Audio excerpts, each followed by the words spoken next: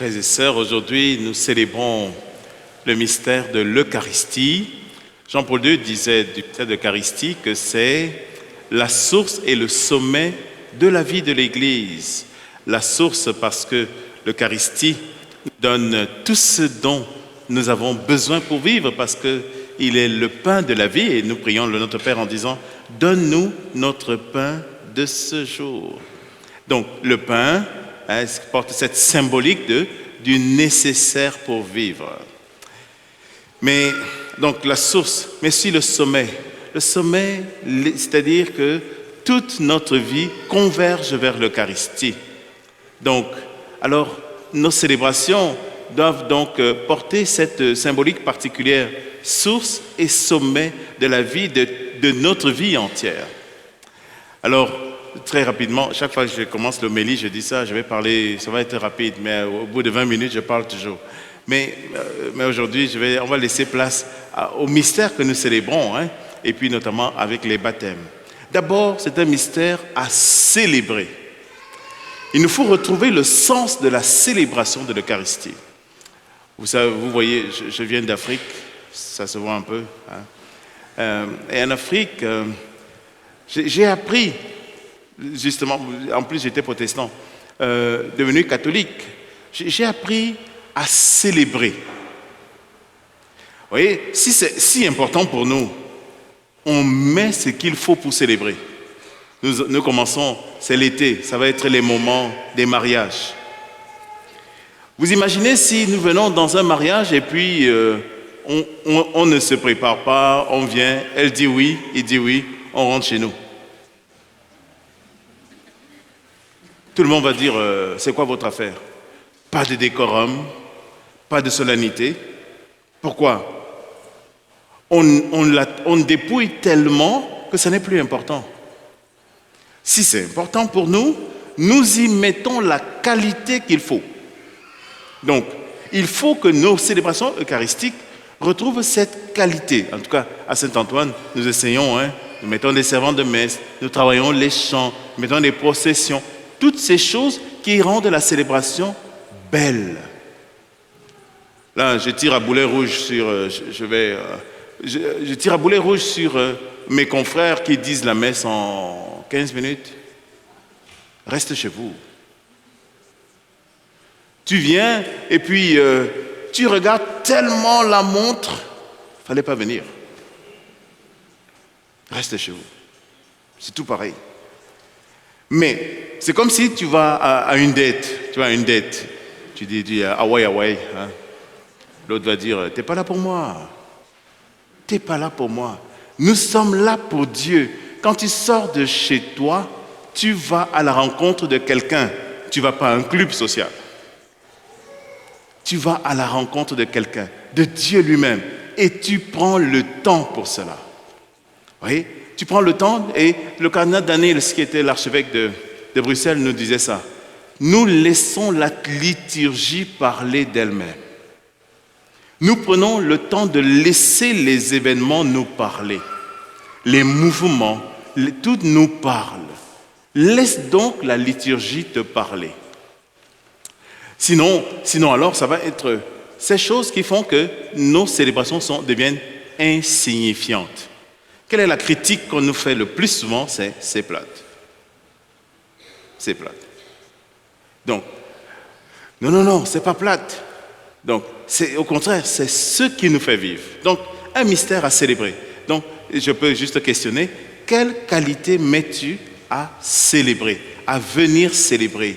Quelle qualité mets-tu à te préparer à la messe et tout cela? Donc, vous voyez, moi quand j'étais plus jeune, là, on allait au culte protestant, là, on s'habillait, j'étais haut de même, cravate, on portait notre Bible, la veste, on s'endimanchait. On s'habillait en conséquence. Vous voyez? Juste parce que, bien sûr, nous allions à la messe. Mais souvent, on est prêt à toutes sortes de choses pour d'autres choses, mais pour Dieu. Voilà. Mettre une qualité de célébration. Ce n'est pas simplement un mystère à célébrer, c'est un mystère à contempler. Oui, à contempler. Et une fois que nous communions, justement, nous voulons faire de ce moment un moment de rencontre avec le Seigneur et qui nous intériorise. Nous rentrons dans la prière. Et c'est pour cela qu'ici à la paroisse, nous avons la chance nous mettons le Saint-Sacrement. Saint Pierre-Julien Aymar disait, si vous allez voir tantôt, l'ostensoir, c'est comme un soleil. Il dit, va donc bronzer devant le Seigneur. Donc, c'est un mystère, un peu comme, nous sommes déjà pendant l'été, hein? Alors qu'est-ce qu'on fait? On va refaire son bronzage, moi aussi. Hein? Je vais refaire mon bronzage. Et je me laisse irradier par le Seigneur, transformé par sa présence. Vous voyez, la présence de Dieu n'est pas juste fonctionnelle. Un Dieu qui fait des choses pour nous, c'est d'abord un Dieu qui est avec nous. C'est comme dans une famille. Ce n'est pas d'abord parce que nous faisons les choses les uns pour les autres, mais c'est parce que nous aimons juste être ensemble. Voilà, nous célébrons, c'est donc un mystère à contempler. Un Dieu qui est avec nous et je prends le temps d'être avec lui. Donc, c'est pour cela qu'après la communion, je suis invité à m'intérioriser et à trouver du temps pour être avec ce Dieu qui est avec moi. Parce que sinon, alors il sera là, je l'aurais invité chez nous, mais je l'aurais oublié. Tu sais, comme tu as des invités, tu ne t'occupes pas d'eux, tu fais des tas de choses. Tu n'es pas là. Dieu est là, mais sois là aussi. Prends le temps avec. C'est aussi un mystère à partager.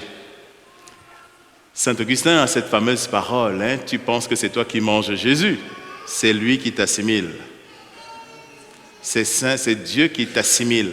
Donc, une fois que tu es assimilé par Dieu et que tu sors de la messe, eh bien, normalement, tu es resplendissant de cette lumière, mais tu es suffisamment bon pour être donné aux autres, comme un bon pain, on va dire pain croustillant, hein, un bon pain croustillant. Pas parce que tu es croquant ou craquant, mais c'est parce que tu es transformé de l'intérieur. Bon dans le service, bon pour les autres, bon dans la charité. Alors, voilà ce que je nous souhaite dans chaque célébration eucharistique. Un mystère à célébrer, un mystère à contempler et un mystère à partager.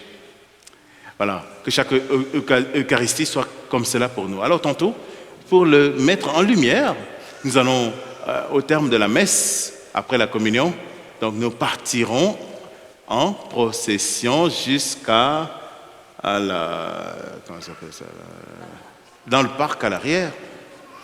Il y a des arbres et tout, hein, et là, des chaises, hein, et puis là, on va se mettre devant le Seigneur. On faisait ça à l'époque, les processions dans les rues, il y a encore ça dans plusieurs pays. Mais cela signifiait Dieu qui marche au milieu de son peuple. Voilà, Dieu est présent parmi nous.